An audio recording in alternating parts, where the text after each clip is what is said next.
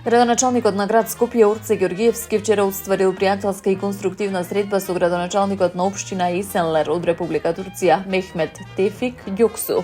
На средбата била потврдена досегашната и идната соработка меѓу двете општини, особено во рамки на проектот за декоративно и архитектонско осветлување на камениот мост во Скопје.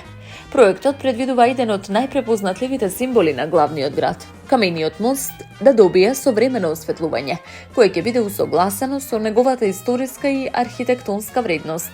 Целта е да се нагласи убавината на објектот во вечерните часови, но и дополнително да се заштити и промовира културното наследство на градот.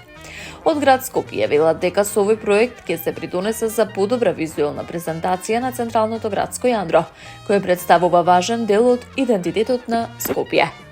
Локалната самоуправа изрази благодарност до општина Есенлер за поддршката и најави продолжување на соработката со турските партнери и во иднина преку нови заеднички проекти од интерес за двете страни.